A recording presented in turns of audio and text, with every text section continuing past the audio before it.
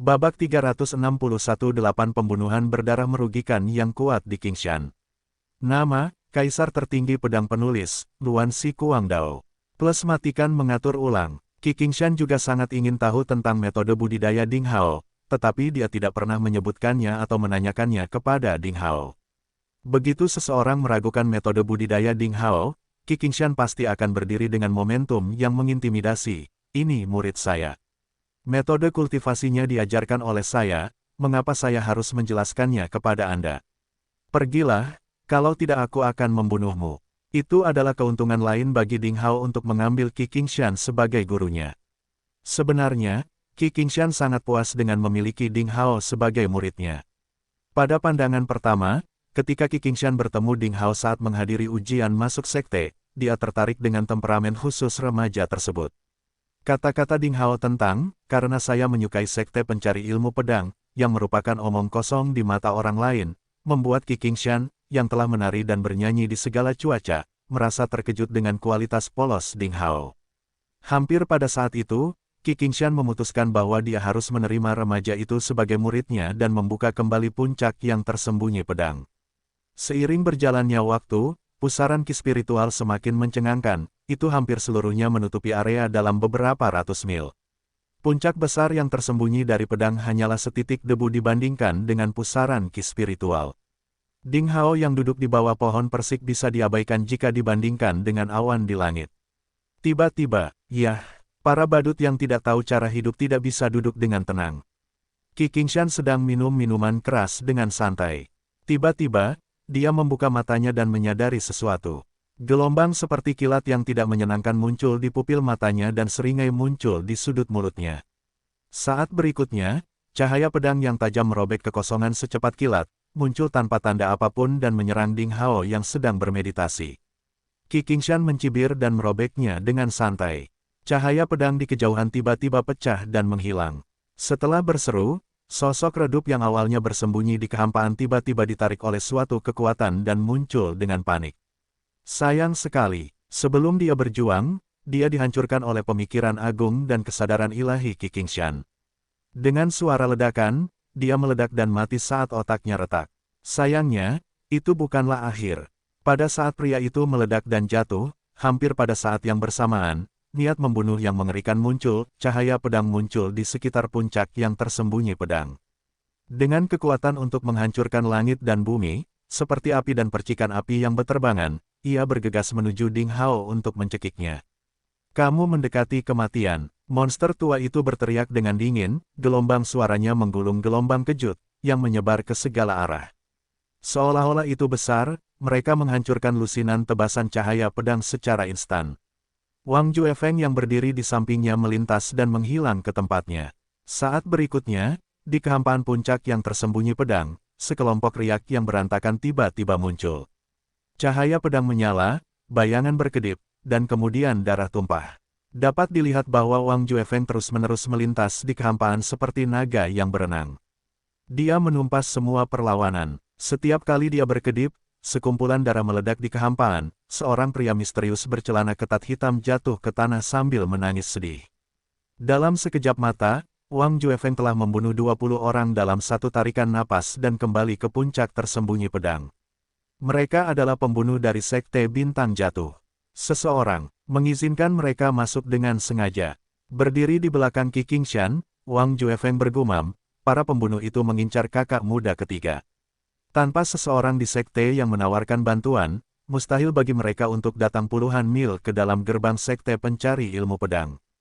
Qi Qingshan tersenyum dingin dan berkata, jangan terlalu khawatir tentang itu, dan bunuh saja mereka yang mendekat dalam jarak 1000 meter dari puncak tersembunyi pedang. Kata-kata yang diucapkan oleh Qi Qingshan mengandung budidaya Qi yang mendalam. Mereka pingsan, tapi tak berujung dan bergema di kehampaan sekitar. Suaranya juga berkibar setidaknya 10 mil jauhnya dengan peringatan yang jelas. Demi melindungi muridnya, monster tua dengan niat membunuh itu tidak segan-segan membunuh orang sebanyak yang diperlukan. Kata-kata monster tua itu juga membuat gelombang pusaran udara spiritual yang semakin meningkat menjadi terhenti secara tiba-tiba. Wang Juefeng berdiri di belakang sang master dan sangat gembira. Selama bertahun-tahun, saya akhirnya melihat kesombongan tuanku. Apakah dewa pembunuh dari masa lalu, yang ingin membunuh semua hantu dan monster dengan pedang telah kembali lagi? Hehe, marsial Paman Ki, apa yang membuatmu begitu marah? Suara dingin dan acuh tak acuh tiba-tiba terdengar dari kehampaan. Itu adalah Tang Folei, penguasa puncak pedang langit, yang berbicara kembali dengan Qi Qingshan dalam interogasi bersama oleh 6 puncak hari itu. Menjauhlah jika kamu tidak ingin dibunuh, kata Qi Qingshan dengan niat membunuh. Hehe, mengapa marsial Paman Ki menjadi marah? Saya, Tang Folei, tanpa bakat, belum mencapai terobosan apapun sejak saya bekerja sebagai Master Puncak Pedang Langit. Saya selalu ingin mempelajari 8 metode pembunuhan darah merugikan yang ampuh dari Green Mountains, yang terkenal di Provinsi Salju. Hari ini adalah kesempatan bagus. Marsial Paman Ki, ajari aku keahlianmu dengan murah hati. Di langit, cahaya muncul secara tiba-tiba. Sosok kekar berkedip-kedip. Dia menunjuk ke langit dengan tangan kirinya, dan pedang sepanjang 100 meter dengan cepat muncul, membelah awan di seluruh langit dan puncak yang tersembunyi pedang seperti kilat. Lindungi kakak mudamu. Memberitahu Wang Juefeng beberapa patah kata, Qi Qingshan dengan niat membunuh di antara alisnya melintas dan mencapai langit pada langkah berikutnya. Dia mengocok labu berisi anggurnya, anggur merah darahnya terbang keluar, dia memegang anggur itu dengan tangan terbalik dan anggur itu membeku menjadi pedang panjang bergigi gergaji berwarna merah darah. Saat berikutnya, tanpa tindakan yang jelas, cahaya darah keluar dari pedang panjang bergigi gergaji berwarna merah darah dan mengenai pedang ajaib dengan cahaya kemasan. Seperti menuangkan air panas ke salju, pedang ajaib itu langsung tertelan. Cahaya darah masih mempertahankan momentumnya dan mengenai Tang Folei. Hanya berjarak 3 atau 4 meter, ia terbelah tanpa tanda apapun. Seperti benang sutra merah pekat, itu berubah menjadi jaring besar dan menutupi sosok kekar Tang Folei di langit. Jaringnya dipelintir sehingga manusia dan lampunya terpotong menjadi potongan-potongan halus dan jatuh ke tanah. Tang Folei, kepala puncak pedang langit, bahkan tidak bisa menahan satu gerakan pun, dan terbunuh. Apakah itu 8 metode pembunuhan darah merugikan yang kuat dari Green Mountains yang legendaris? Tidak ada ekspresi bangga yang terlihat di wajah Qi Qingshan. Dia menghilang dalam kehampaan seperti busa dan saat berikutnya, dia muncul sejauh 100 meter dan mengayunkan pedang gigi gergaji merah panjang yang membeku dari minuman keras di tangannya. Kemudian, ratusan benang sutra merah terlepas. Paman bela diri Qi, 8 metode pembunuhan berdarah merugikan yang kuat di Green Mountains milikmu sepertinya sudah ketinggalan zaman. Hahaha, tindakan seperti itu tidak bisa membunuhku. Suara Tang Folei, yang diduga sudah mati, terdengar di langit. Cahaya keemasan muncul kembali, sosok kekar berkumpul kembali, dan kemudian pita emas tiba-tiba muncul di kehampaan, bertabrakan dengan benang sutra berdarah secara padat, meledak menjadi awan kembang api yang megah. Biarkan aku melihat berapa banyak inkarnasi yang harus kamu lindungi. Qi Qingshan mencibir dan menggoyangkan pergelangan tangannya. Cahaya darah lebih bergejolak, seperti segerombolan lebah di langit, itu menutupi sosok Tang Folei sepenuhnya dan menyerangnya dengan ganas. Bab 362 para pemimpin muncul dalam suksesi, kolam piton ilahi sebuah kecelakaan hebat.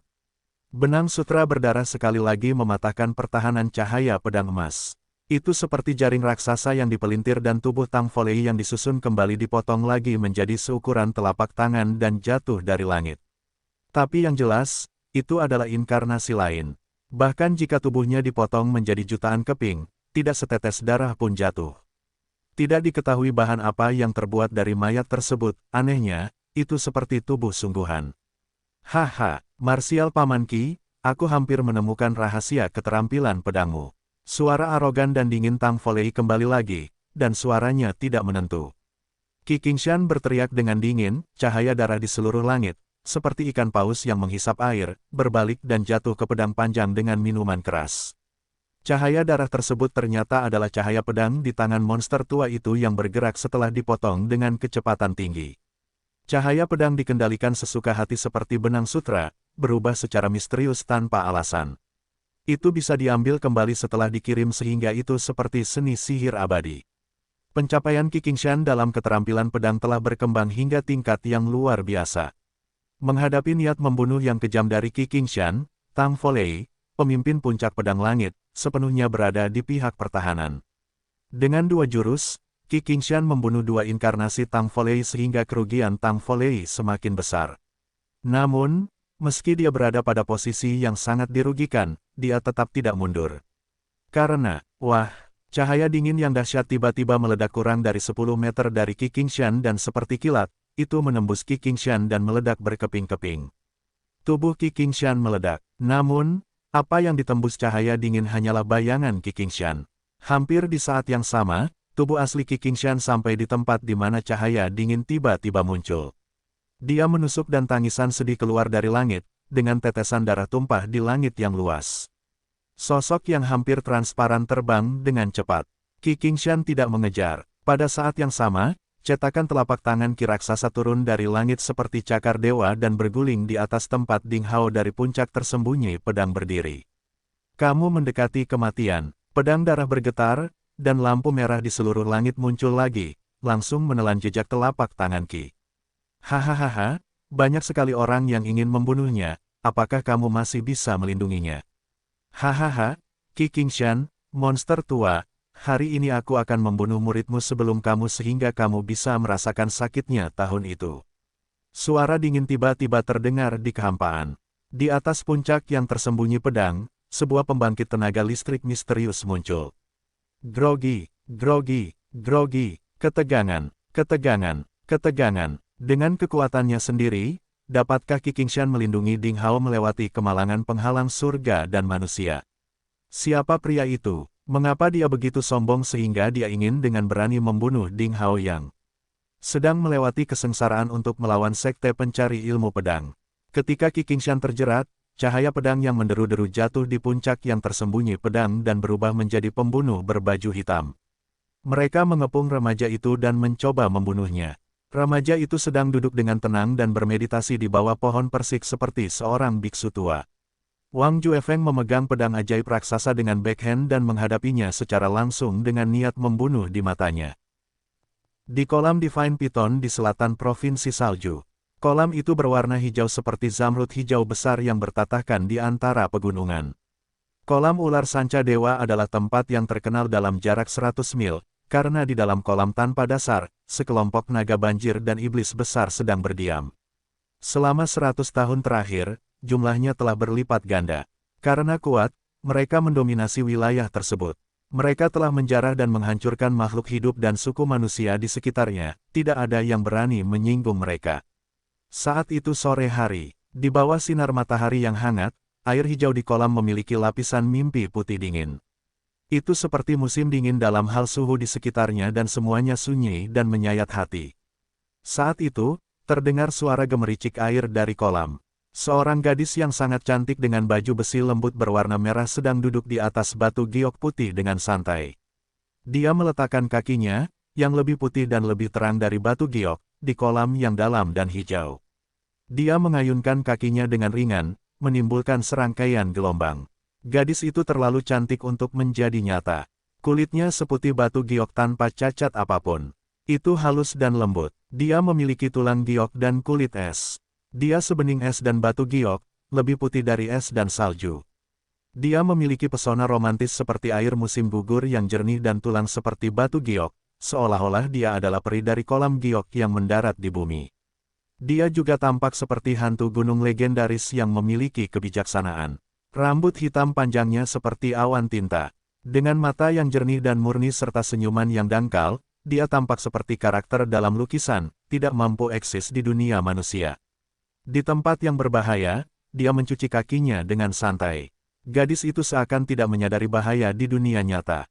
Dia dengan lembut menyanyikan beberapa lagu yang tidak dikenal, suaranya manis dan renyah seperti manik giok yang menggelinding di atas piring batu giok. Dia dengan lembut membuka gesper baju besi lembut berwarna merah, melepas kemeja di bawahnya, memperlihatkan tubuh indah seperti batu giok.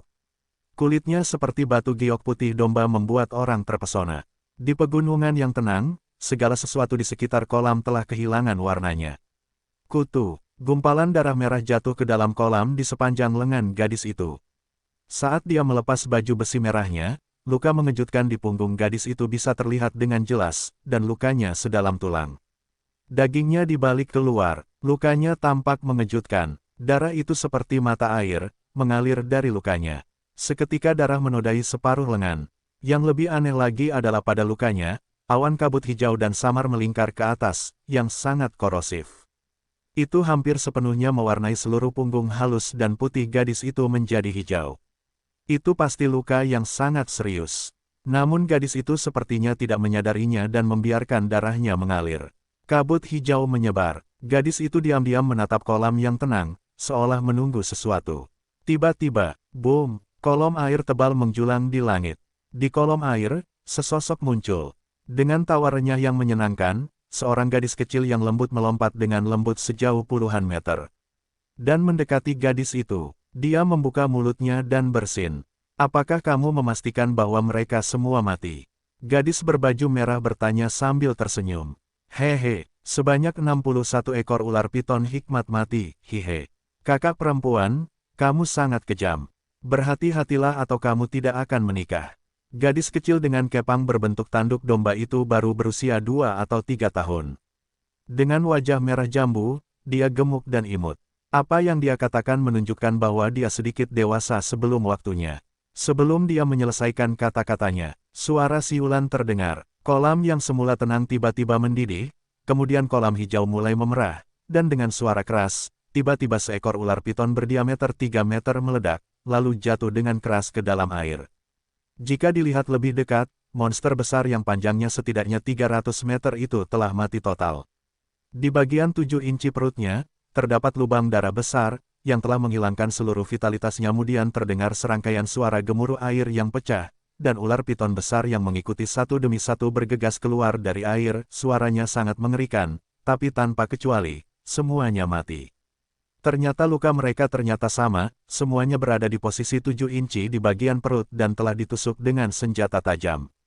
Dalam sekejap mata, total 61 setan piton telah mati, mengambang di atas air dengan perut putih menghadap ke atas. Suku piton besar di Divine Piton Pond sebenarnya telah hancur total.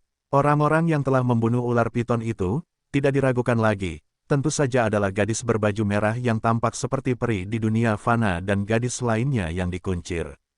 Hei, kakak perempuan, kamu terluka. Gadis kecil itu melihat bekas luka gadis lain di punggungnya dan berteriak. Tidak baik jika racun Raja Ular Piton dibenamkan ke dalam lukamu. Seekor ular piton baru saja menembus keadaan primordial, dan dia berani mengaku sebagai Raja Ular Piton.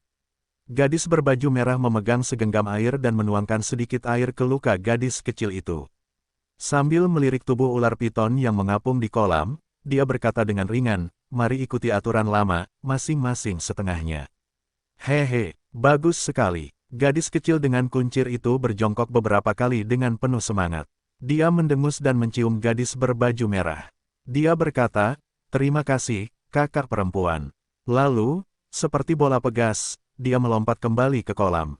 Berdiri di atas tubuh ular piton terbesar, dia menggigit bagian belakang kepalanya seperti anak anjing dan menghisapnya. Sesuatu yang buruk terjadi. Tubuh ular piton yang beratnya hampir 100 ton itu tersedot seluruhnya oleh gadis itu.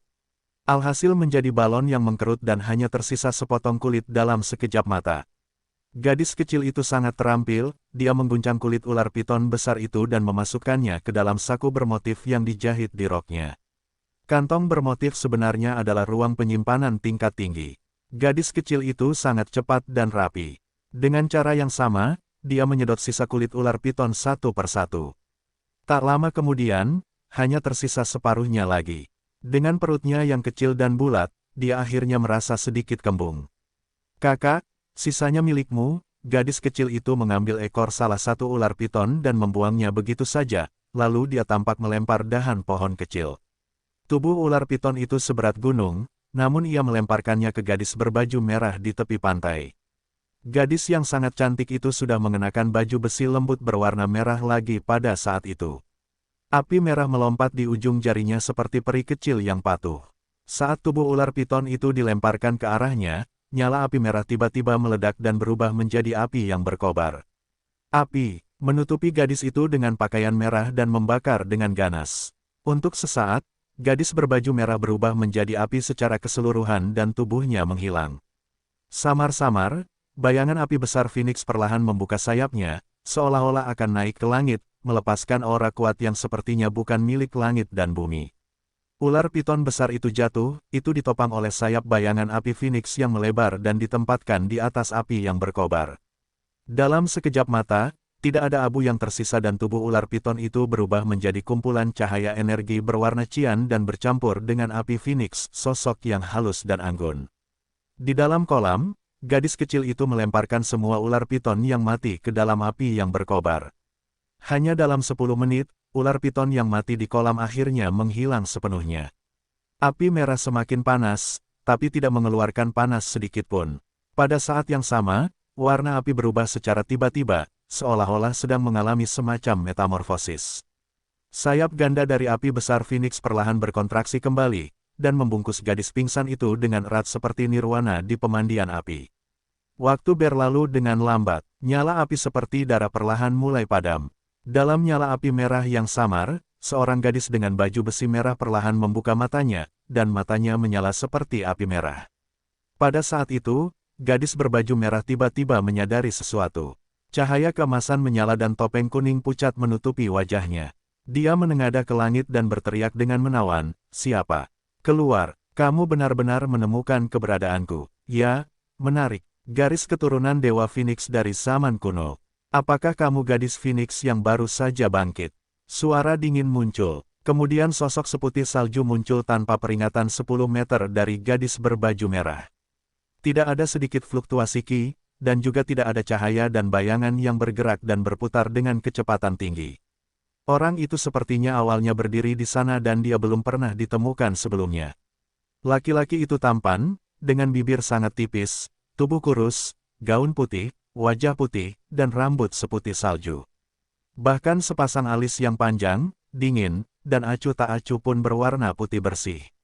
Dia berdiri di sana seperti tumpukan patung es milenium yang acuh tak acuh, menolak orang yang jauhnya ribuan mil. Siapapun yang memandangnya akan merasa jiwanya membeku.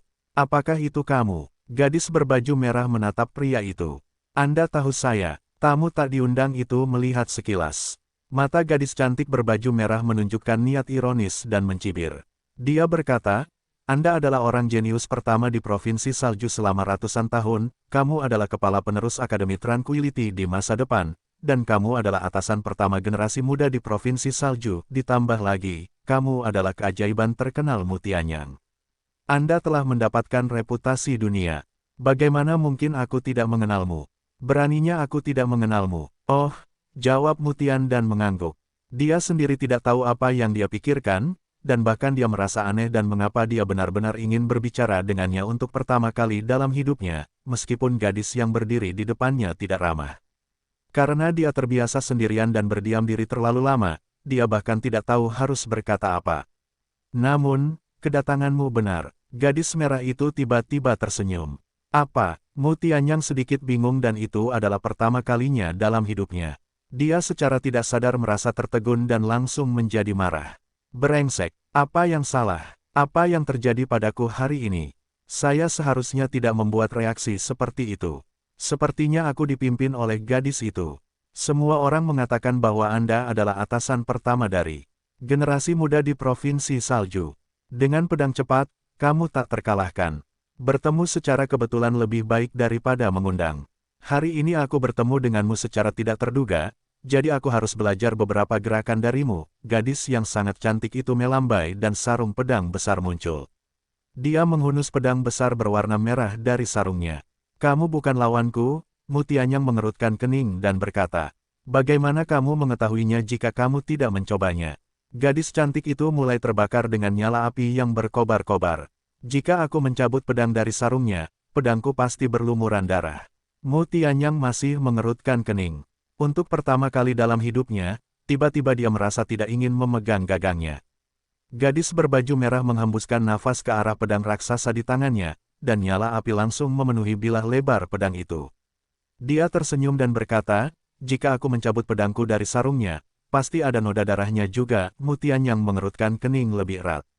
Dia berkata, "Wanita, aku tidak dapat menemukan alasan untuk membunuhmu, jadi sebelum aku menghunus pedangku, tinggalkan tempat ini." "Kamu tidak dapat menemukan alasannya, bukan? Kalau begitu aku akan memberimu satu." Gadis yang sangat cantik itu melintas dan langsung muncul di hadapan Mutianyang. Dia dengan cepat mengulurkan pedang apinya tanpa henti dan mencibir, "Saya wanita Ding Hao, dan apakah alasan itu meyakinkan Anda untuk menghunus pedang? Apa katamu?" Suara dingin Mutianyang datang dari belakang gadis cantik berbaju merah. Beberapa saat yang lalu, dia telah menghindari pedang api, dan berpindah ke sisi lain dalam sekejap. Pada saat yang sama, dia memegang pedangnya erat-erat, dan dia mencabut separuh pedangnya dari sarungnya. Tapi tanpa diduga dia tidak mencabut seluruh pedangnya. "Saya mengatakan bahwa saya adalah wanita Ding Hao." Pedang raksasa berwarna merah darah menggantikan jawaban gadis berbaju merah. Dia memotong pinggang Mutianyang. Gelombang udara yang tak terlihat terpisah. Semua batu dan pohon raksasa dipotong menjadi dua secara diam-diam seperti pedang yang dituju. Dengan benturan, pepohonan tiba-tiba terbakar. Mutianyang melompat ke samping. Dia mencabut pedang panjangnya dari sarungnya lebih dari 1 inci.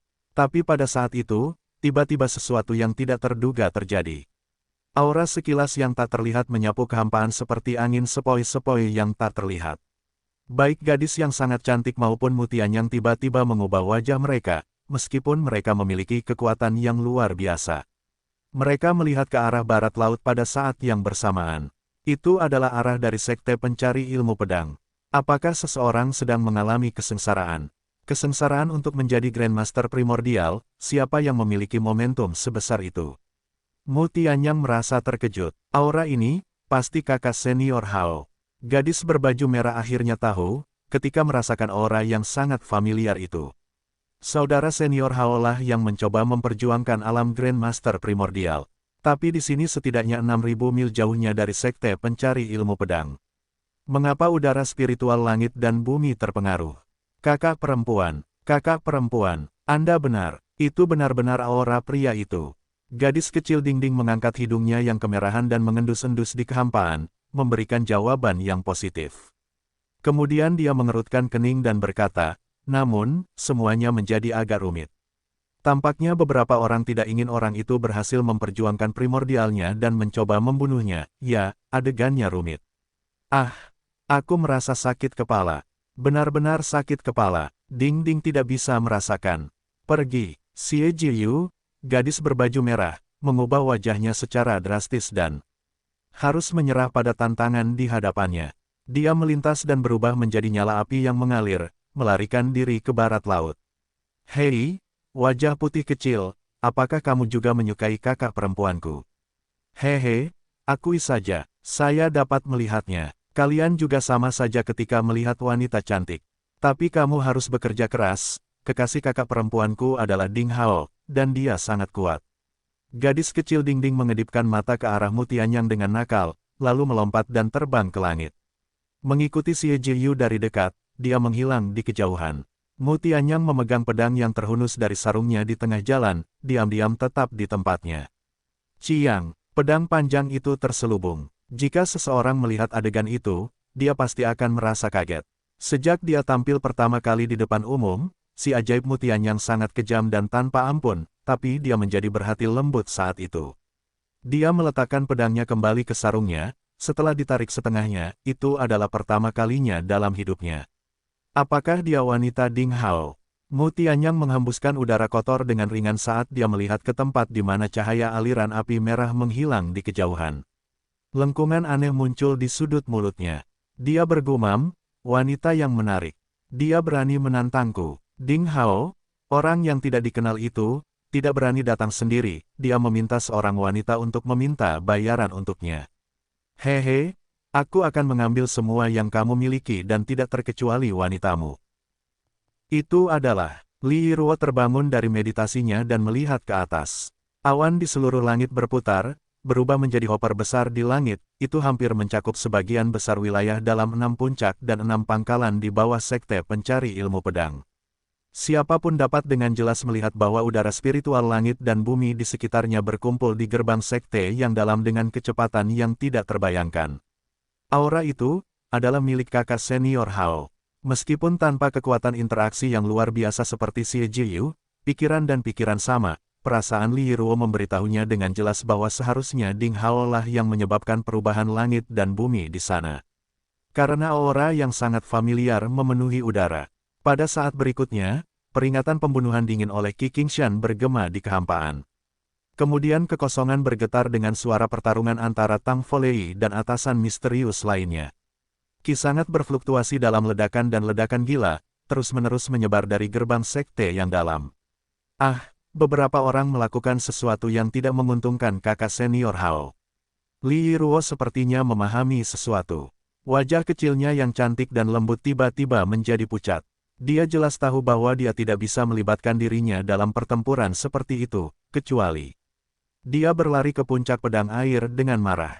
Tuan Puncak, Master Puncak Luo, menguasai. Li Yiruo berteriak panik. Dalam situasi seperti itu, hanya penguasa puncak pedang air yang memiliki kekuatan untuk melibatkan dirinya dalam pertarungan mistis untuk membalikkan situasi pertarungan.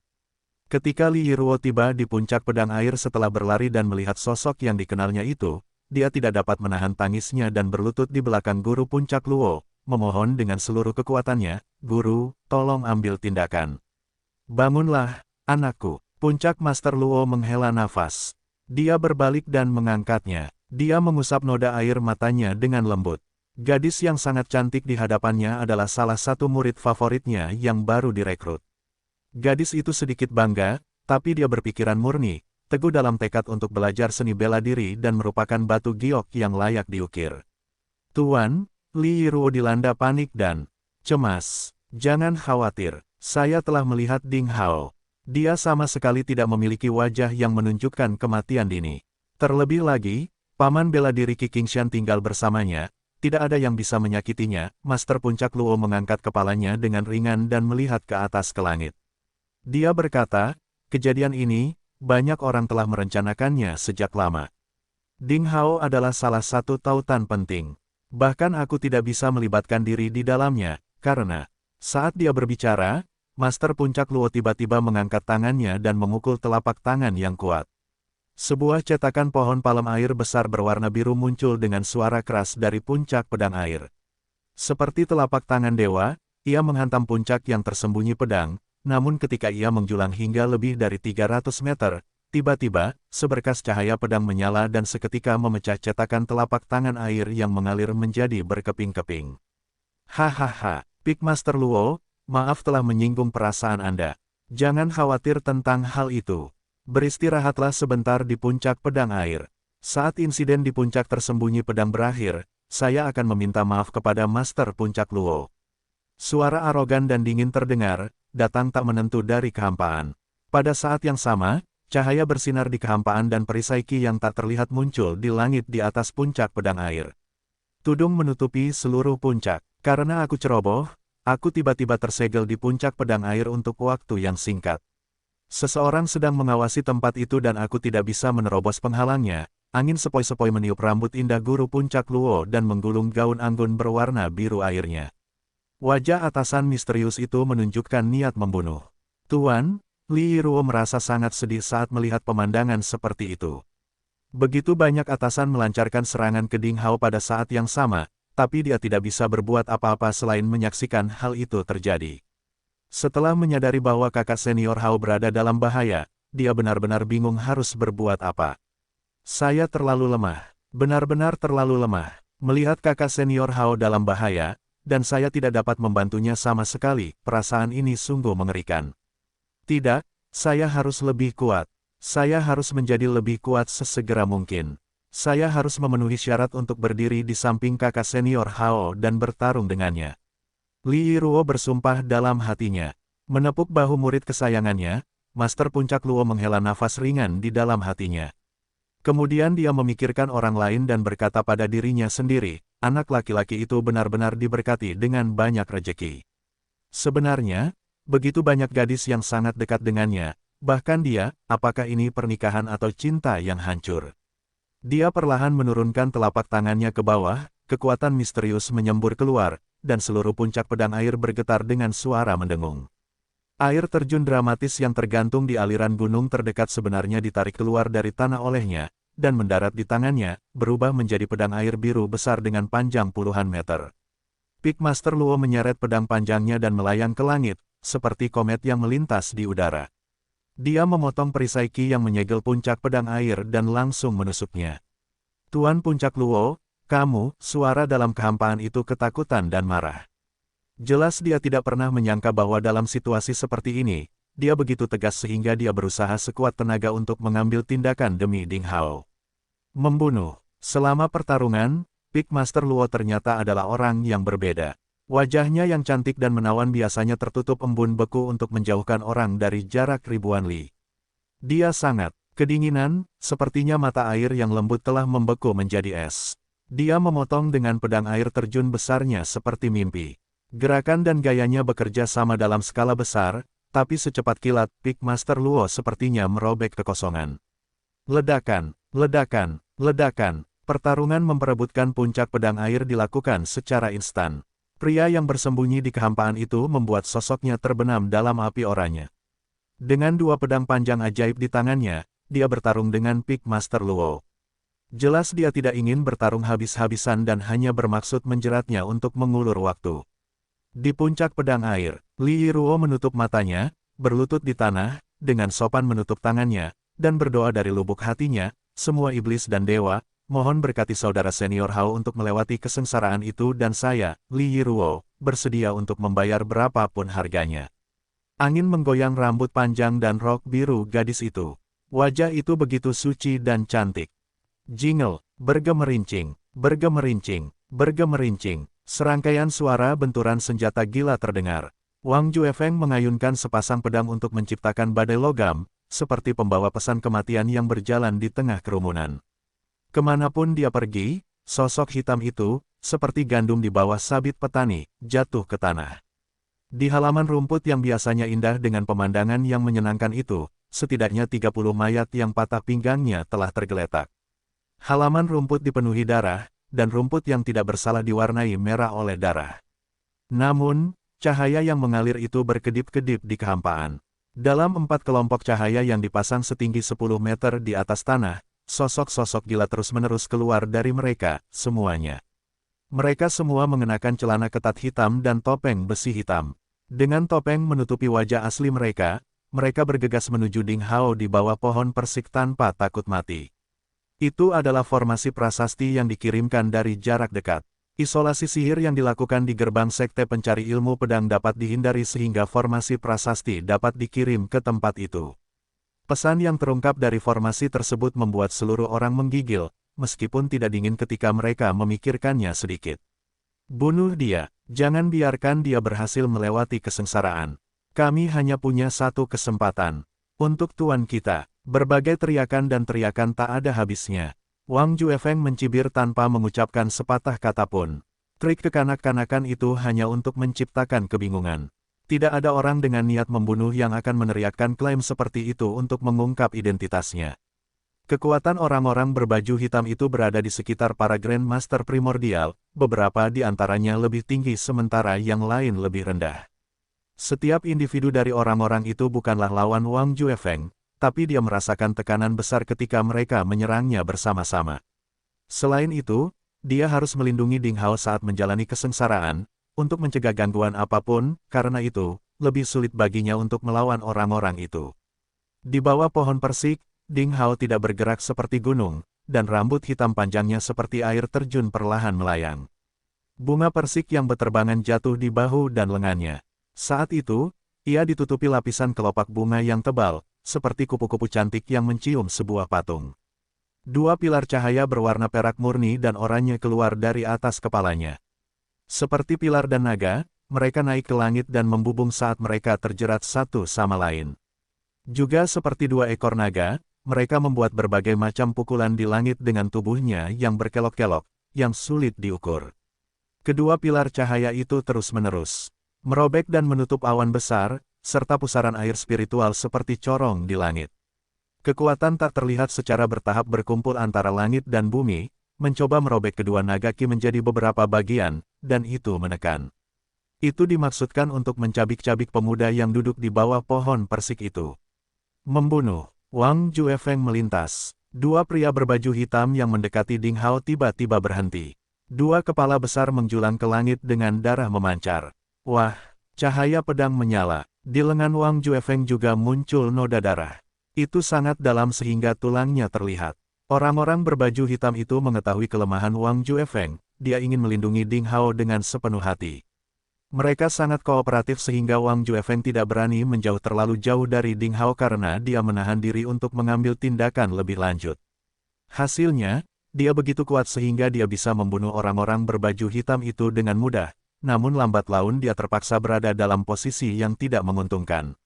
Aku tidak bisa menggunakan jurus membunuhku dan fluktuasi ki yang kuat akan mempengaruhi kesengsaraan yang dialami adik bela diri junior ketigaku, sial. Sepertinya aku benar-benar berhutang padanya di kehidupanku yang terakhir. Perasaan tangan dan kakinya seperti terikat, namun harus bertarung dengan musuh, membuat pria sinis itu merasa sangat tertekan hingga ingin memuntahkan darah. Dalam sekejap mata, dia membunuh lebih dari selusin pria berbaju hitam, tetapi dia terluka di lebih dari selusin tempat. Untungnya mereka tidak begitu mematikan.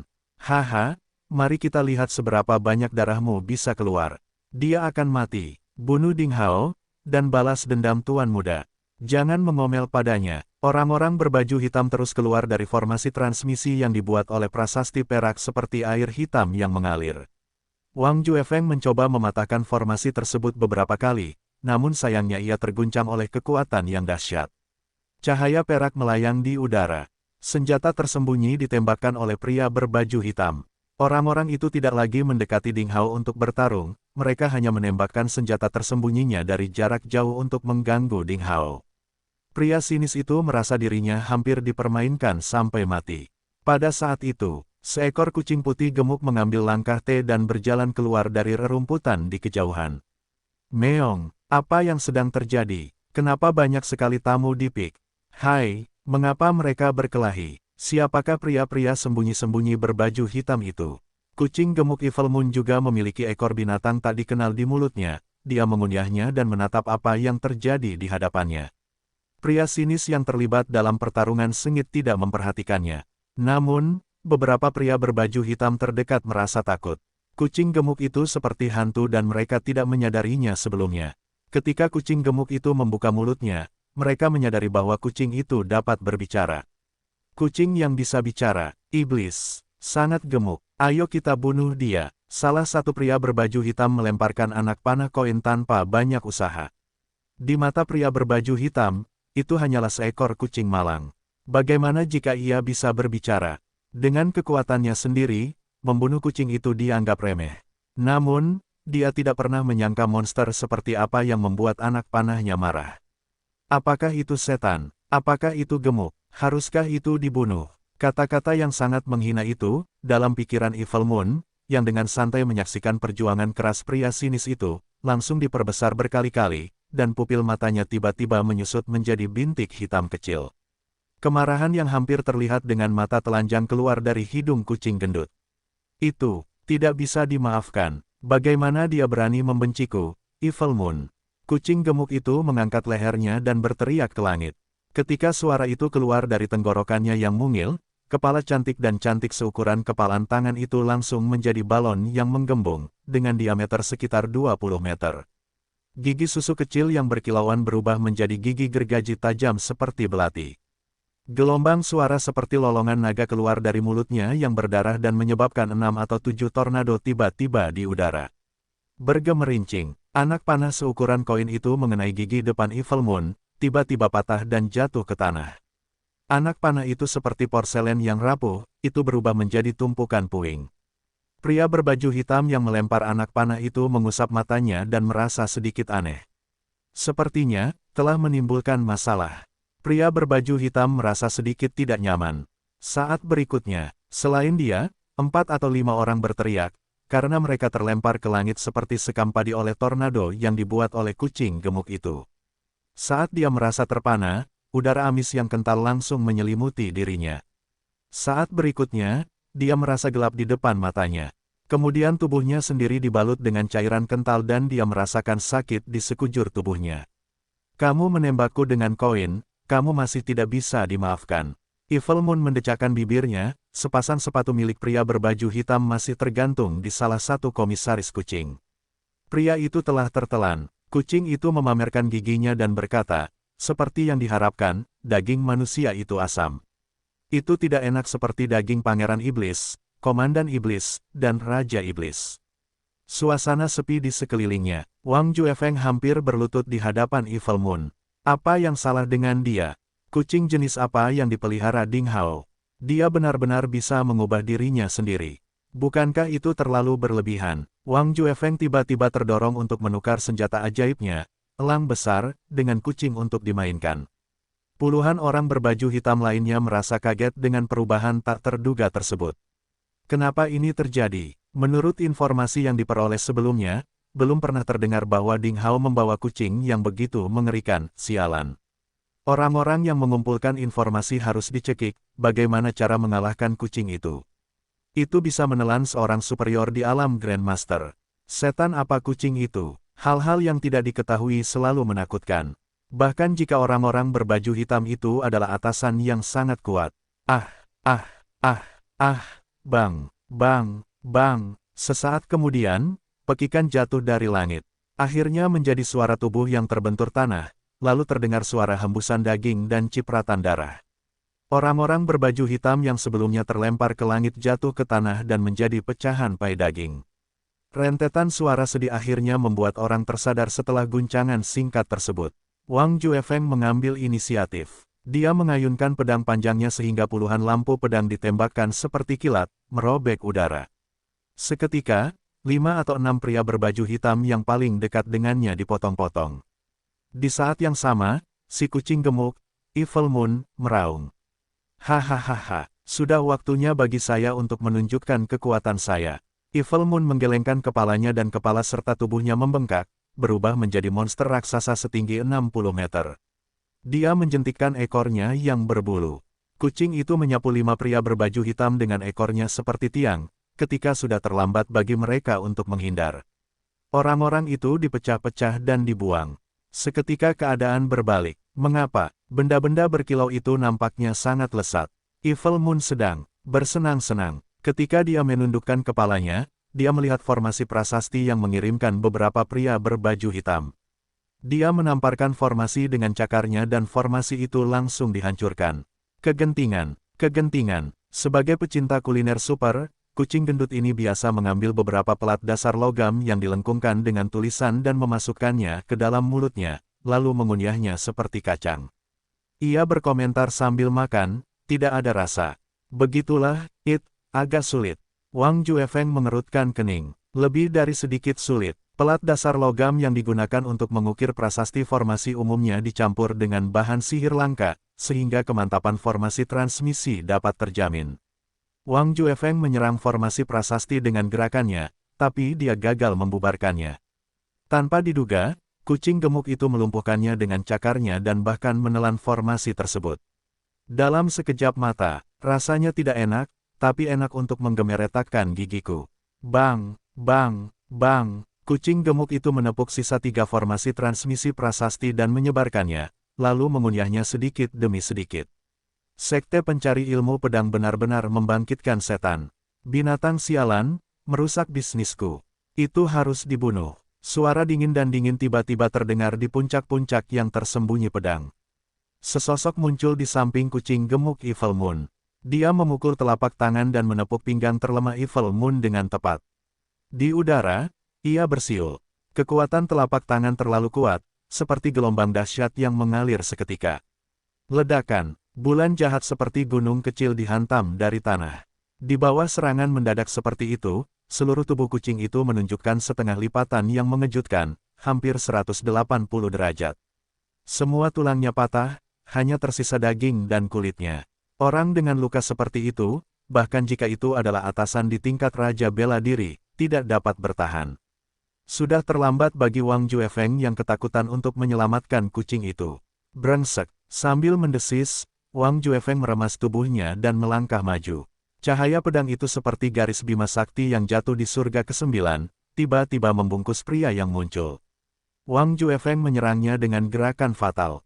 Dalam kasus pertarungan 1 lawan 1, Wang Juefeng tidak takut pada siapapun.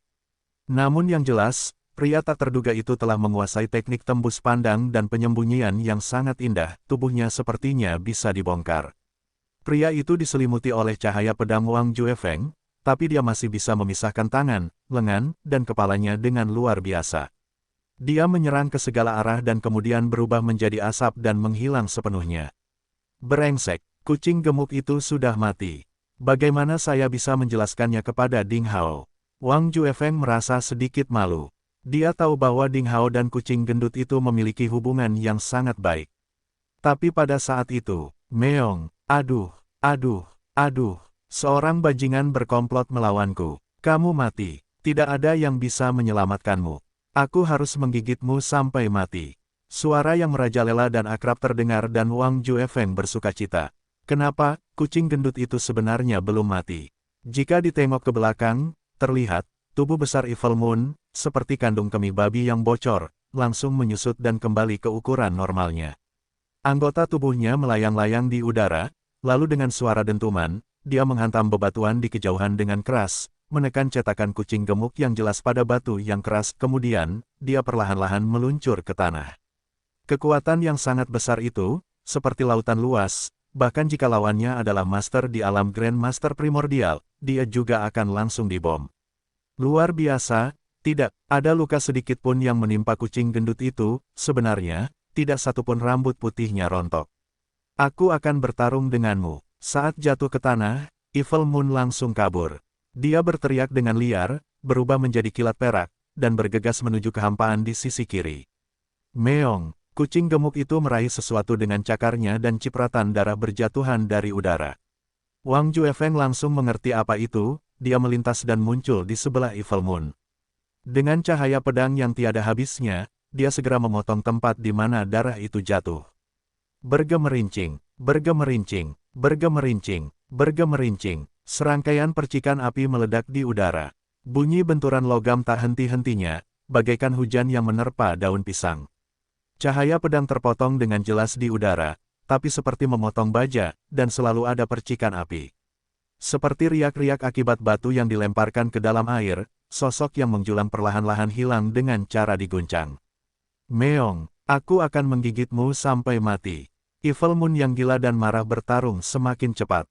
Pada awalnya, dia baru saja menghasilkan serangkaian bayangan putih di udara, kilat putih terus berlanjut, dan pada akhirnya, cahaya putih yang hampir tak terlihat. Cahaya itu mengelilingi pria misterius itu. Bakat pencarian Evil Moon yang menakutkan membantunya untuk selalu menemukan sosok pria misterius itu untuk pertama kalinya. Pria itu menyembunyikan dirinya sepenuhnya di dalam kehampaan beberapa kali dan menghindari serangan mematikan Wang Juefeng. Namun saat ini, dia telah ditangkap oleh Evil Moon dengan cakarnya, sehingga dia mengungkap keberadaannya tanpa ketegangan apapun. Ah, bajingan sialan itu. Pria misterius itu ketakutan sekaligus marah. Dia tidak pernah menyangka seekor kucing gemuk bisa mengetahui di mana dia bersembunyi. Akhirnya, seorang lelaki tua kurus, berjubah hitam, berjanggut dan berambut abu-abu, serta ekspresi marah, terpaksa muncul dari kehampaan. Pria itu sangat kurus hingga seperti tiang bambu dengan pakaian. Dia tidak memiliki otot wajah sama sekali, seperti kerangka dengan lapisan kulit. Dengan mata yang dalam, dia seperti hantu. Sepasang sarung tangan senjata ajaib hancur dan tulang putih serta darahnya terlihat. Itu kamu, seperti yang diharapkan, kata pria sinis itu, karena dia mengenal pria itu. Dia adalah salah satu tetua di Sekte Bintang Jatuh dan ayah dari orang bermata satu yang telah dibunuh oleh Ding Hao, di reruntuhan sekte pada zaman kuno di Pegunungan Batu Barat. Nama panggilannya adalah Bloody Butcher, seorang pria kejam yang membalas dendam atas keluhan terkecilnya. Tapi pada saat itu, jelas si penjagal berdarah tidak punya kekuatan. Dia dipaksa menunjukkan bentuk fisiknya oleh seekor kucing dan identitas aslinya telah terungkap. Jadi dia benar-benar dikalahkan. Sejak saat itu, dia harus menghadapi pembunuh yang tak ada habisnya dari Sekte Pencari Ilmu Pedang, dan itu berarti dia pada akhirnya akan menghadapi jalan buntu. Di seluruh provinsi salju, tidak ada seorang pun yang masih hidup setelah dia memaksa masuk ke puncak Sekte Pencari Ilmu Pedang yang tersembunyi dan melakukan kekerasan. Kamu benar-benar tidak tahu apa arti kematian. Anda bisa berperilaku seperti seorang tiran di dunia luar, tetapi Anda sebenarnya berani datang ke Sekte Pencari Ilmu Pedang untuk membunuh orang. Sekarang kamu akan mati dengan kematian yang tidak terlalu serius. Pria sinis itu mendengus. Segera setelah dia melambaikan tangannya, seekor elang hijau misterius yang terbang di kehampaan menjerit dan mendarat di punggungnya, menggoyangkan sayap pedangnya, dan dalam serangkaian suara gesekan logam, sayapnya berubah menjadi dua sayap pedang besar, yang terpasang ke punggungnya. Hei, kamu punya sayap. Meong, semuanya, datang, dan lihatlah manusia burung itu, teriak si kucing gemuk Evil Moon tanpa prinsip moral. Pria sinis itu tersandung dan hampir terjatuh. Apakah aku manusia burung? Jangan hentikan aku. Saya harus membunuh kucing gendut itu. Mengapa saya tidak membiarkan penjagal berdarah membunuh kucing gendut itu seperti ular beludak? Penjagal berdarah menyadari bahwa situasinya tidak menguntungkannya. Dia ingin melarikan diri tanpa mengucapkan sepatah kata pun dengan membenamkan dirinya dalam kehampaan. Pria sinis itu berteriak. Kedua sayap di punggungnya memiliki panjang lebih dari 20 meter ketika direntangkan. Dia mengibaskan sayapnya dengan ringan dan tiba-tiba berada di hadapan penjagal berdarah. Cahaya pedang di seluruh langit melesat keluar dari sayap pedang dan sepenuhnya memblokir ruang di sekitar 10 meter. Mengapa kamu ingin membunuh kami semua? Ding Hao membunuh anakku. Tidak bisakah aku membalaskan dendamnya? Penjagal berdarah tidak bisa lagi menyembunyikan dirinya dan wajah kurusnya menunjukkan kengeriannya. Sementara dia berbicara dengan marah. Dia adalah ahli pembunuhan. Dia pandai melakukan serangan diam-diam dengan menyembunyikan dirinya dan memperhatikan kejutan. Dalam pertarungan jarak dekat dengan senjata pendek, dia sama sekali bukan lawan Wang Juefeng. Wang Juefeng, pria sinis, dulunya adalah salah satu dari jade ganda di puncak tersembunyi pedang. Putramu pantas dibunuh. Kamu juga pantas dibunuh, katakan padaku pengkhianat yang membimbingmu ke gerbang sekte pencari ilmu pedang dan aku akan membunuhmu secepatnya. Pria sinis itu memegang pedang tanpa ampun.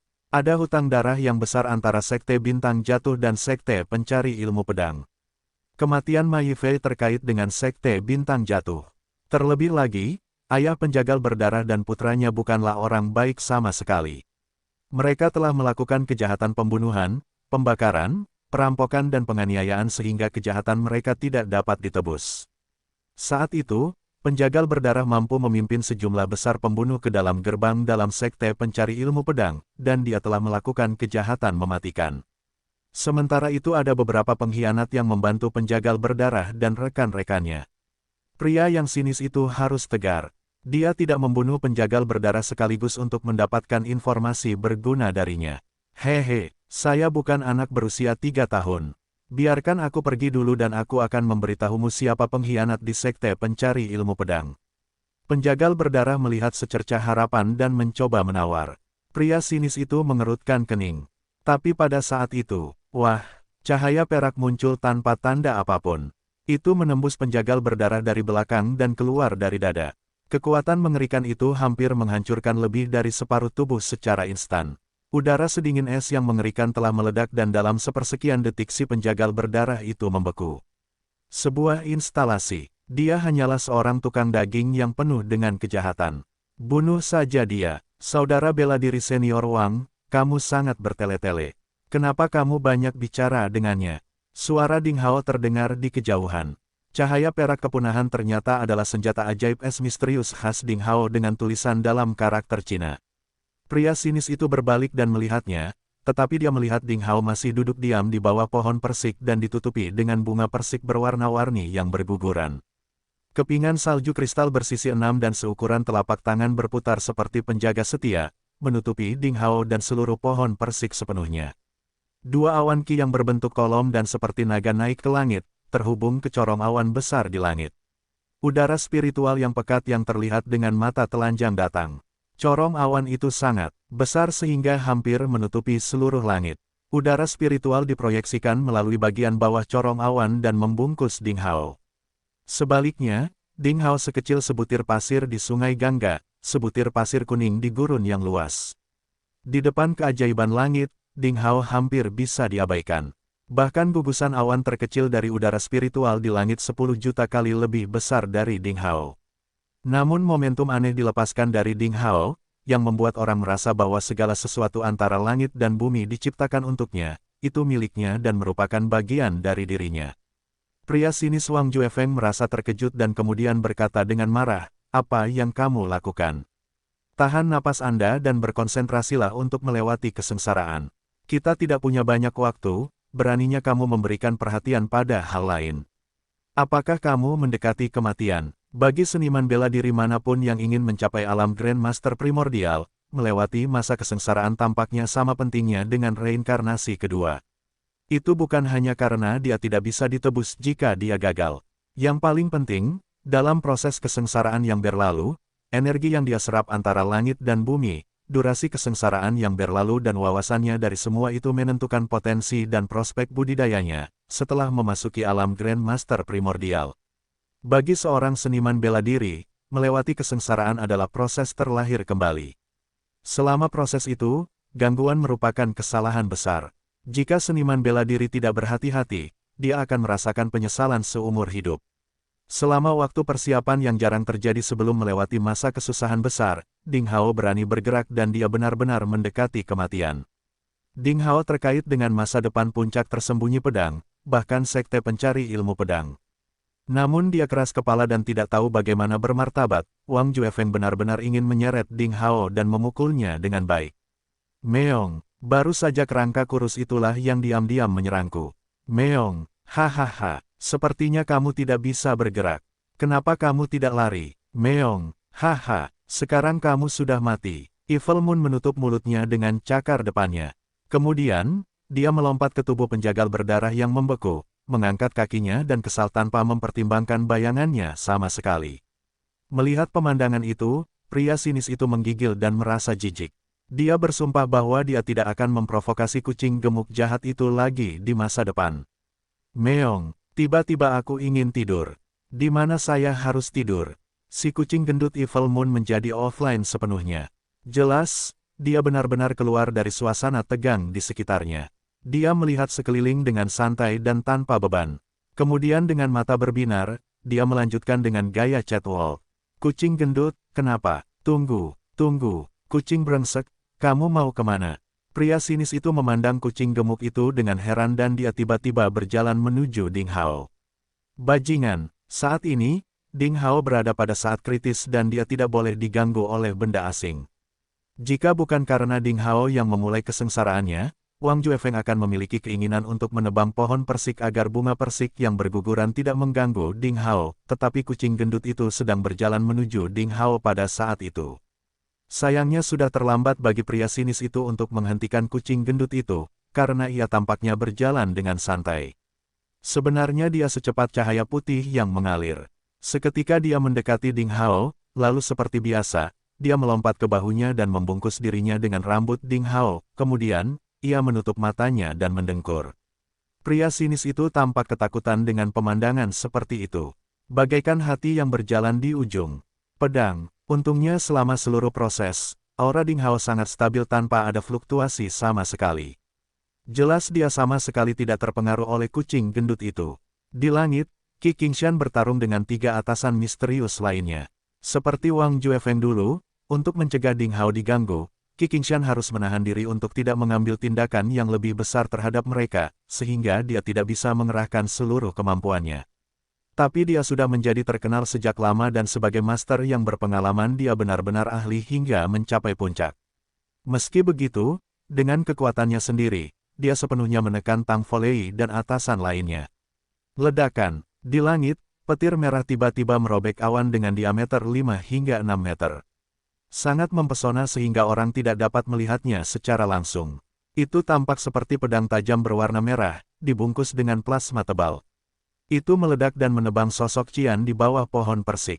Momentum yang luar biasa dan menakutkan tercipta secara tiba-tiba, antara langit dan bumi. Akhirnya, kesengsaraan telah dimulai. Untuk sementara, semua pertikaian di sekitar mereka berhenti. Kekuatan surga sangat menarik. Bahkan para master seperti Qi Qingshan dan Tang Folei harus menjauh dari pusat corong awan dan udara spiritual yang sangat besar. Jika tidak, begitu mereka terkontaminasi kesengsaraan, mereka akan membangkitkan karma internal mereka sendiri, dan dalam kondisi tanpa persiapan apapun, mereka akan menghadapi bahaya kematian. Di bawah tatapan orang-orang, kilat menyambar. Plasma merah membungkus Ding Hao sepenuhnya dan cahaya menyilaukan hampir menelan seluruh halaman di puncak tersembunyi pedang. Ledakan, seluruh puncak yang tersembunyi pedang hampir berguncang pada saat itu, dan gunung besar yang mengambang di kehampaan bergetar dan runtuh. Kekuatan kesengsaraan itu seperti serangan yang dilancarkan oleh seorang Grandmaster. Secara teoritis, kesengsaraan dari Grandmaster primordial seharusnya tidak memiliki kecenderungan seperti itu. Apakah itu karena metode kultivasi aneh yang diadopsi oleh kakak muda ketiga selama kultivasinya? Pria yang sinis itu terkejut dan sudah mundur dari area tersebut. Meski begitu, energi mengerikan yang terkandung dalam petir merah memaksanya untuk terus melawan sambil melangkah mundur. Getaran gunung itu perlahan berhenti. Kolom plasma merah menghantam Ding Hao, dan setelah beberapa saat, perlahan menghilang. Postur jongkok Ding Hao muncul di hadapan orang-orang. Plasma merah berkeliaran di Ding Hao, dan bahkan kilat berkedip di rambutnya. Kelopak bunga persik menghilang, namun pohon persik di sekitarnya tidak rusak sama sekali. Bunga persik masih indah, dahannya bergoyang, namun kelopaknya berguguran lagi. Namun lebih dari itu, seluruh halaman rumput hancur total oleh energi plasma. Rerumputan pendek berubah menjadi abu terbang, dan tanah setebal 3 ci di tanah dihancurkan menjadi bubuk, memperlihatkan tanah di bawahnya. Itu seperti logam hijau dengan cahaya redup. Meo, kucing gendut Evil Moon menjerit sedih dan mengeluarkan asap tebal dari mulutnya. Benda itu tergeletak di bahu Ding Hao. Tentu saja, mustahil baginya untuk menghindari serangan petir. Tubuh gemuk itu hampir terpanggang menjadi minuman bersoda. Bulu putihnya berubah menjadi hitam, dan ekornya tegak. Matanya normal dan penuh kebingungan setelah baru bangun tidur. Apa-apaan ini? Saya tidak memprovokasi siapapun, dan apa yang terjadi? Bagaimana rasanya aku tersambar petir? Boom! Pada saat berikutnya, pilar plasma perak lainnya dihasilkan di tengah corong awan langit, dan seperti pedang ajaib yang tajam, ia ditebas. Kesengsaraan kedua, intensitasnya mirip dengan yang pertama. Satu-satunya perbedaan adalah plasma berubah. Warna dari merah menjadi putih keperakan pada saat itu. Ding Hao sekali lagi disambar petir secara tidak sengaja. Gelombang tebal seperti plasma memancar ke segala arah dalam bentuk cair. Saat melintas, bebatuan pecah dan rumput terbakar menjadi abu. Kelompok energi yang terlihat, dengan Ding Hao sebagai pusatnya, melonjak dan memancar ke segala arah. Itu menyebar ke segala sesuatu antara langit dan bumi dalam jarak 1000 meter. Ketika plasma tersebar, tubuh Ding Hao masih kecil, tetapi masih tidak bergerak. Kesengsaraan yang mengerikan itu tampaknya tidak menimbulkan terlalu banyak masalah baginya. Bahkan jubah hijaunya masih utuh. Saat itu hanya merugikan si kucing gendut, Evil Moon. Meong, kenapa aku lagi? Evil Moon berkata dan mengeluarkan plasma perak dari mulutnya. Itu diselimuti oleh petir seperti es. Ia mengguncang tubuhnya dengan marah dan kemudian bulu hitamnya menjadi putih dan kental lagi sehalus air. Kucing gemuk itu memandang ke langit yang berangsur-angsur berubah menjadi corong awan oranye besar dan meraung. Meong, beranikah kamu datang lagi? Sebelum ia menyelesaikan kata-katanya, boom, lalu terdengarlah 4 dentuman mengerikan dari langit. Seluruh langit berubah menjadi oranye dan perak pucat. Kekuatan vital langit dan bumi yang luar biasa menyebar dalam proporsi yang mengerikan. Kemudian, pilar plasma oranye dan perak jatuh dengan cepat ke arah Ding Hao. Meong, tidak, saat kucing gemuk itu menjerit, semua plasma mengerikan itu jatuh di samping Ding Hao. Dalam sekejap, seluruh puncak yang tersembunyi pedang hampir menjadi lautan plasma. Petir oranye dan perak terjalin erat seperti sepasang kekasih. Suara plasma menutupi suara antara langit dan bumi. Bahkan orang-orang yang berada beberapa kilometer jauhnya pun dapat merasakan rambut dan tubuh mereka dipenuhi listrik statis. Hisapan kuat datang dari puncak tersembunyi pedang yang menarik batu, pohon kuno, dan sungai ke sana. Situasi ini aneh. Saya belum pernah mendengar bahwa itu akan menghasilkan plasma 2 warna ketika seseorang mengalami kesengsaraan, kata Wang Juefeng dan dia berlari 3 km dari plasma, memegangi Wang Feng yang berkepala botak dan ketakutan. Jika pria sinis itu tidak membawanya keluar tepat waktu, pria botak malang itu kemungkinan besar akan tersambar petir. Di langit puncak yang tersembunyi pedang, Qi Qingshan yang mabuk sedang menghadapi 3 sosok yang tidak jelas. Kelainan kesengsaraan membuat keempat atasan itu waspada. Bagaimanapun, prestise surga tidak dapat diprediksi. Seharusnya itu adalah metode budidaya aneh Hao yang memiliki ki es dan api. Hal itu mengarah pada kesengsaraan yang aneh ini sudah terjadi yang ketiga kalinya. Ini sangat kuat, saya tidak tahu berapa kali itu akan datang dan seberapa kuatnya. Qi Qingshan sangat menghargai murid barunya. Ledakan, Dalam sekejap mata, terdengar beberapa suara berurutan dari langit. Ketika semua orang melihat ke atas lagi, mereka terkejut. Petir jingga dan petir perak telah menyatu sempurna yang kemudian berubah menjadi petir. Itu seperti lautan tak berujung yang mengambang di kehampaan, mengumpulkan ki spiritual dari langit dan bumi. Jadi, kekuatannya menjadi lebih besar. Ada aura mematikan yang terpancar darinya. Di bawah, Ding Hao masih terbungkus petir yang tak ada habisnya. Jeritan kucing gendut, Evil Moon, terus-menerus datang dari petir. Beberapa kilatan petir menyambar dari lautan guntur seperti banyak anak panah yang menelan Ding Hao. Dengan baik, kesengsaraan yang tidak normal, dan 2 kali, suara Tang Folei datang dari langit. Ha, monster tua, tampaknya bahkan surga pun ingin menghancurkan murid ketigamu, ini adalah hukuman dari langit karena pembunuhanmu. Sebelum dia menyelesaikan kata-katanya, sial, saya tidak tahan. Suara gila kucing gendut itu terdengar dari bawah, di tengah guntur. Sebuah kepala besar bergerak dan petir yang menyelimuti puncak tersembunyi pedang tiba-tiba berkumpul, lalu ditarik ke kepala. Setelah itu, kepala kucing itu muncul. Ia membuka mulutnya yang besar dan menyedot semua petir ke dalam mulutnya. Guntur kesengsaraan antara langit dan bumi terhenti sesaat karena perubahan mendadak itu. Apa-apaan ini? Biarkan saya menunjukkan sesuatu kepada Anda, atau Anda akan menganggap saya penurut, teriak kucing gemuk itu. Giginya penuh dengan kilat. Terlebih lagi, beberapa kilatan petir yang bergerak di sekitarnya membuatnya terlihat sedikit kuat. Tapi semua orang yang melihat pemandangan itu tersentak. Monster macam apa itu? Bagaimana ia bisa menelan kesengsaraan guntur? Bahkan seorang Grandmaster hebat pun tidak akan berani menelan guntur seperti itu. Karena organ dalam manusia selalu lebih rentan dibandingkan kulit dan tulang, pikir mereka. Setelah guntur menghilang, Ding Hao terungkap.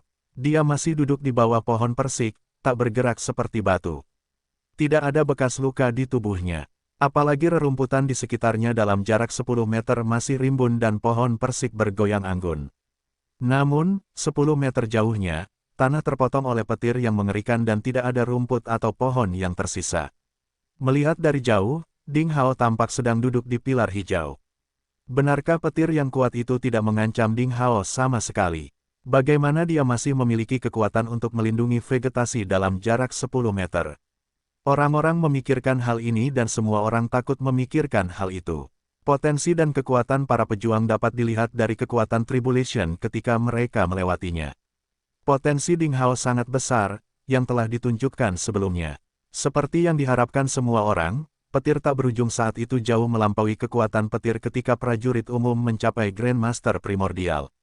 Bahkan mengancam atasan di ranah Grandmaster Agung, apalagi Ding Hao yang merupakan junior yang baru mencapai tahap Grandmaster Primordial. Bagaimana dia bisa begitu santai? Apalagi yang terjadi pada kucing itu. Ia berjongkok di bahu Ding Hao. Itu seharusnya dilindungi oleh kekuatan Ding Hao. Mengapa tersambar petir? Padahal vegetasi di sekitarnya masih utuh. Misteri-misteri muncul di benak orang-orang. Semua itu terjadi hanya dalam sekejap mata. Setelah jeda, guntur di langit seakan terganggu oleh provokasi kucing gendut itu. Dengan ledakan itu, ia menghantam dengan keras dan langsung menutupi seluruh puncak yang tersembunyi pedang. Pada saat yang sama, semburan niat membunuh yang mengerikan tiba-tiba muncul dari kehampaan. Itu seperti bahan beton yang menutupi Qi Qingshan. Qi Qingshan menghindar dengan cepat dan hanya meninggalkan bayangan di sana. Hampir di saat yang bersamaan, kilatan cahaya pedang tak kasat mata menghancurkan bayangan itu sepenuhnya. Kemudian atasan tersembunyi lainnya tiba-tiba menggerebeknya. Pada saat yang sama, Tang Folei dan 2 atasan misterius lainnya juga mulai menyerang. 4 helai Qi dengan kekuatan mengerikan yang menyebarkan awan menyerang Qi Qingshan bersama-sama. Suara yang dihasilkannya bahkan menutupi suara kilat dan guntur. Qi Qingshan diliputi olehnya. Kamu bersembunyi seperti tikus yang pemalu. Itu benar-benar merendahkan statusmu. Anda berkumpul di sini untuk membunuh saya, bukan? Ayolah, aku akan memberimu kesempatan hari ini. Ayo bertarung di langit. Qi Qingshan tertawa terbahak-bahak. Dia dengan mudah menghilangkan niat membunuh dengan kilatan lampu merah. Dia berubah menjadi kilatan cahaya yang mengalir dan terbang menuju langit atas. Cahaya yang mengalir itu seperti gunting besar yang memotong awan besar dan meninggalkan jejak menakjubkan di langit. Tang Folei melirik ke puncak tersembunyi pedang yang diselimuti petir dan berteriak, "Pergi!" Lalu dia bergerak dan juga berubah menjadi kilatan cahaya yang mengalir, terbang ke arah Qi Qingshan. Qi di sekitarnya bergerak. 5 atau 6 kilatan cahaya berhenti sejenak dan kemudian memecahkan kehampaan saat mereka mengejarnya. Wang Juefeng melihat ke arah hilangnya banyak ahli, dan dia tidak mengejar. Dia sangat percaya diri pada tuannya. Lebih penting lagi, dia harus tinggal di sana dan melindungi Ding Hao yang sedang mengalami kesengsaraan. Dengan kekuatan lembut, dia mengirim Wang Feng yang botak ke langit ke pegunungan di bawahnya, keluar dari zona berbahaya. Kekuatan pria botak itu terlalu lemah, dia menjadi beban bagi Wang Juefeng. Kesengsaraan sedang berlangsung. Kilatan petir yang tak berujung terus berkumpul, menutupi seluruh langit sekte pencari ilmu pedang. Guntur dan kilat dipenuhi dengan kekuatan yang mengerikan, setelah dicurahkan, seluruh sekte pencari ilmu pedang mungkin akan sangat menderita. Saat berada di sekte, banyak murid memandang dengan takjub melihat semua itu. Mereka bertanya-tanya senior mana dari sekte yang akan mengalami kesengsaraan seperti itu, yang menimbulkan kelainan yang begitu mengerikan. Apakah itu kepala Li Jianyi dalam kesengsaraan kaisar bela diri? Mereka pikir. Pilar Qi oranye dan perak yang mewakili kekuatan Ding Hao agak redup namun kuat berbeda dengan lautan awan dan guntur. Mereka melayang-layang di lautan petir, seperti seekor naga yang menjungkir balikkan sungai dan lautan. Kemudian mereka digabungkan menjadi berbagai bentuk. Meskipun keadaan Ding Hao dalam plasma tidak dapat dilihat, hanya dari fakta bahwa 2 kilatan Qi masih utuh, Ding Hao untuk sementara aman. Namun, Wang Juefeng tidak berani gegabah. Kepergian Tang Folei dan yang lainnya tidak berarti Ding Hao aman. Situasi ini sudah lama diharapkan dan dipersiapkan oleh semua pihak. Sebagai orang yang cerdik, Tang Folei pasti akan membunuh Qi Qingshan sebagai balas dendam atas gurunya. Selain itu, dia tidak akan pernah melepaskan Ding Hao yang kemungkinan besar akan mengancam statusnya di masa depan.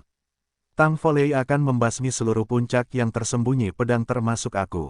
Wang Juefeng berpikir, pada saat itu, awan yang menjulang tinggi dan lautan petir yang mencakup radius 25 atau 30 km, tampaknya sosok luar biasa lainnya akan muncul. Suara yang sedikit mengapresiasi terdengar di sekitar Wang Juefeng. Wang Juefeng menyipitkan matanya. Itu adalah lukisan, salah satu dari 3 pakar penegakan hukum di Tranquility Academy. Buku, pedang, dan lukisan, bertarung sampai akhir dunia. Sejak lukisan muncul, 2 buku, dan pedang, yang tersisa pasti telah mencapai puncak tersembunyi pedang juga. Dikatakan bahwa ketiganya telah pergi ke gerbang sekte pencari ilmu pedang untuk membunuh Ding Hao dan membalas dendam kepada gadis berambut perak, Lucian. Hari itu, mereka kembali mendapat kesempatan. Tampaknya mereka telah berkolusi dengan tikus tanah di sekte pencari ilmu pedang, jika tidak, mereka tidak mungkin diam-diam pergi ke tepi sekte. Tentunya dia adalah junior yang berani memprovokasi Mu Tianyang. Ini cukup menarik. Intensitas kesengsaraan telah mencapai setengah dari intensitas kesengsaraan yang dialami Mu Tianyang yang berusia 11 tahun. Suara lain terdengar. Itu adalah sosok yang diselimuti kabut hitam, yang berbicara dengan suara yang bagus. Dia tampak seperti seorang pemuda. Kabut hitam di sekelilingnya membara seperti peradangan hitam. Anehnya, ia mendesis di kehampaan, seolah-olah daging sedang mendesis di atas panggangan. Terlebih lagi, ruang dan cahaya di sekitarnya terpelintir olehnya. Itu juga merupakan tuan muda yang luar biasa. Sayangnya, orang jenius seperti itu ditakdirkan untuk jatuh. Suara lain terdengar. Seorang pria muda yang lembut melangkah keluar dari penghalang kehampaan dan perlahan muncul di samping lukisan. Dia memakai hingga 20 potong batu giok langka dengan warna berbeda. Pria tampan itu mengenakan jubah, memegang kipas lipat yang terbuat dari batu giok di tangannya. Dia sebenarnya adalah Master Giok, salah satu dari 4 master di sekte tersebut. Wang Juefeng menarik napas dalam-dalam. Dengan pedang panjang di tangannya, dia mencibir dan berkata, apapun hantu dan monsternya, muncullah bersama-sama. Dia tidak mengutuk Master Giok. Karena kehadiran, Master Giok telah menjelaskan masalahnya. Mengatakan apapun adalah sia-sia. Untuk membunuh Ding Hao membutuhkan orang sebanyak ini. Mengatakan, lukisan, dengan arogansi, sebagai bagian dari Akademi Ketenangan, sekte yang mendominasi di Provinsi Salju, dia tampaknya tidak mau menunggu. Dengan cahaya yang berkedip, kuas besar dengan gagang batu giok dan bulu hitam muncul di tangannya. Dengan sapuan kuas di kehampaan, air terjun mengalir menuju Ding Hao di kejauhan. Wang Juefeng akan menghentikannya, namun, dengan sekilas sosoknya, Jade Master menghalangi jalannya. 4 pemimpin sekte selalu mengimbangi satu sama lain. Master pengasingan telah hilang selama beberapa dekade. Master pedang, Guan Feidu merosot. Sekarang, hanya kamu dan aku yang ada di sini. Sebagai Master Racun, Anda adalah orang yang paling rendah kedudukannya di antara kami, dan dianggap tinggi oleh banyak senior. Saya ingin menantang Anda sejak lama, tetapi Anda adalah paman bela diri saya. Mari kita selesaikan hari ini. Tuan Giok tersenyum, dia terbakar oleh hasrat bertarung. 4 penguasa sekte adalah para jenius luar biasa dari generasi itu, yang kekuatannya tak tertandingi. Mereka punya kelebihan masing-masing. Tidak ada seorang pun yang mengetahui bahwa mereka akan tumbuh dengan cara yang berbeda. Hanya, Jade Master, yang berbakat dan tertarik pada kekuasaan. Namun dia selalu ingin bertarung dengan 3 lainnya, dia gagal melakukannya. Sejauh yang dia tahu, hari itu adalah kesempatan bagus untuk memaksa Master Racun, Wang Juefeng bertarung dengannya. Jika kamu ingin melindungi Ding Hao, pertama-tama kamu harus mengalahkanku dengan kekuatan penuhmu, jika tidak, kata Master Giok. Terbakar dengan cahaya berwarna giok, dia agresif dan bersemangat. Wang Juefeng tidak berkata apa-apa dan menghunus pedangnya. Suara memekakkan telinga terdengar di langit. Terlebih lagi, langit tiba-tiba dipenuhi cahaya pedang emas. Jade Master membuka kipas lipatnya. Lunas kipasnya memperlihatkan pancaran pedang giok yang bertabrakan dengan cahaya kemasan. Itu meledak menjadi suara yang keras. Selain itu, kekuatan ki dan gelombang energi transparan mengalir. Apakah kamu ingin mulai membunuh babi? Kata ahli muda misterius dalam api hitam sambil bergerak cepat menuju Wang Juefeng, seperti kilatan cahaya hitam yang mengalir. Dia bergabung dalam pertarungan.